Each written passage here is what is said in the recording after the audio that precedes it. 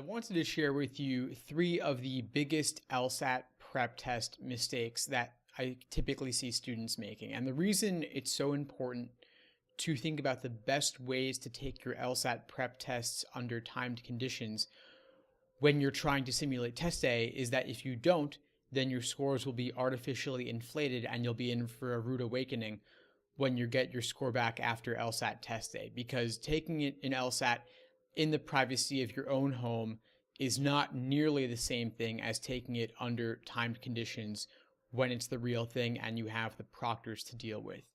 So here are the 3 biggest mistakes I see students make, and they all kind of come down to the same thing, which is again, not properly simulating the actual LSAT. The first mistake is with timing. Are you strictly timing yourself to the 35-minute mark, not a second over? Are you also bubbling within that 35-minute period? Are you making sure that you do the 35 minutes straight through, that you don't take a break to check your phone or go to the bathroom or get a glass of water? Everything you do is on the clock. If you vary from that even slightly, you're making a huge mistake because then you won't be prepared for the strict conditions of the actual official LSAT test day. So that's mistake 1. Mistake 2 is not including a 5th section, not properly simulating the length of the exam.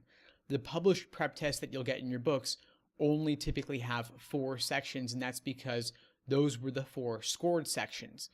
But on LSAT test day, you'll be doing 5 sections because LSAT wants to include the experimental in order to test out questions both individually and as a whole for future official LSATs. So you're their guinea pigs whether you like it or not, and you've got to simulate that for your practice tests. So what I recommend doing is splicing up or dividing one official LSAT into 4 parts and then inserting each of those 4 parts into 4 timed sittings. So for example, you could take LSAT 86, divide it into 4 parts, and then insert each of those 4 parts for LSATs 82, 83, 84, and 85. Then later, you can tally up your results for those individual sections of LSAT 86 and then see what you might have gotten on 86 had you taken it as a standalone individual timed exam. So mistake number 2, again, not including a 5th section. Finally, mistake number 3 is not properly simulating test day conditions as a whole. And that means 3 timed sections back to back, then give yourself a 10-minute break or so, and then the following 2 sections again back to back. And that means again, you're not taking a longer break, you're not taking a half hour, you're not having lunch in between, and ideally, you're even trying to take the LSAT at the same time you'll be taking the official one. So most likely that'll be at around 9 in the morning or so. If you're taking it in June, it might be at 1 p.m. But either way, you are properly sitting down for the full 5-section experience. You're not taking breaks in between sections. You're not scoring section by section and checking your answers after each one. You're doing it straight through.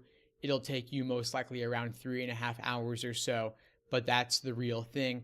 That's what it looks like, and that's how you practice your pacing and endurance. So if you do all of these things, you'll be maximizing your chances of having a real accurate result on your practice tests, and then you'll know what you're likely to get on the day of the exam itself. So those are the 3 biggest mistakes. I wish you all the best as you prepare for your actual LSAT and that you avoid doing all of these mistakes and more. If you'd like further advice on prepping for test day, I'll include a link below this video. If you'd like to find out more, all the best to you and take care.